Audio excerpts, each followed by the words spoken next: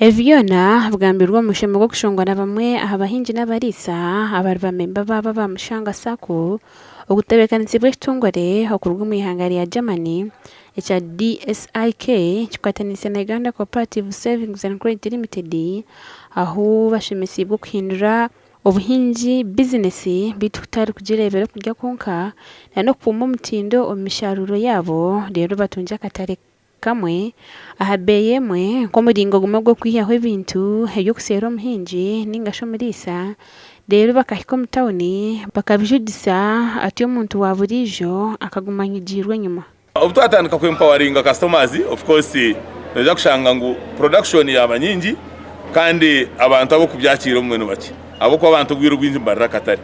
kwate kigenerwa cyo mushomo gucwekiri yo kwegesa abantu ebintu by'omutindo bamwe mu bahinji n'abarisa butwatayira baturambuze musira hamwe n'amarisizo gabo batera ko kutugira ngo babiri ne bavugwa mu kintu nkeki cyo kwegita bagakorera hamwe nga cooperative hagire cyaba nka hati ebitoke birya hansi konka wajo yiningire cooperative y'ebitoke eraguma erya habe yimwagizire ki eyimwakorireho contract n'ekintu kirungi munonga abo kuba ko kujoininga cooperative utunga osharinga knowledge n'abandi bahinji ecya kabiri utunga katareka hamwe konka ko kubora wenka ati nyojoyi nenteme bitoke bya 10-15 enkota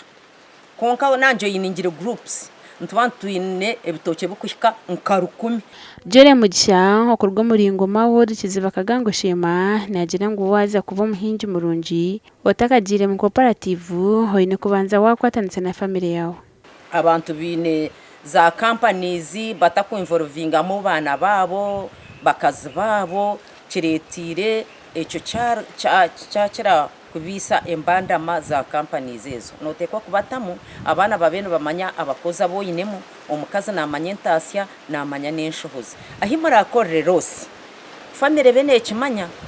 Jackson Musinguzi oyino burema hama birugwe okurwa mu rukashozi shema nagira ngo mugati bweremwa kandi ayihire ko dise bagenzi be okwegita bakazo mukorera hamwe no kwetebekansize birukwije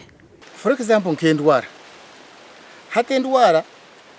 ezuru kwatemera bitu kuzukwija washango tine kuwa ukotara saving ukotara zetebekansize endwara zo zifutira abahinji n'abarisa ariyo mu rushanga sako na mnonga abariyo ne batandika batine cyo kusinga ecyabo kikozurwa mukama okora biro mu bugombe bya beterini eto muntu kizagana nayo kutandika kwemerera loan z'abahinji abatine byo kusinga umutwara atware loan ya miliyoni emwe ABI bemerera ubucoka 50 arigana Okuje cy'ekitongole cya DSIK okurwa mu ihanga lya Germany najangu ndibenda kuyamba omuhinji we nari mu rweterine bari kumwegeseza hamusiri nuko ebintu ebi bigende muno mu mutwe ayijuka obutwakozire kinu nkakoranta obutwali ntubara obutwali ntulima obutwali ntugesa tukakora tuta nkakora nsobiki ezeranyamba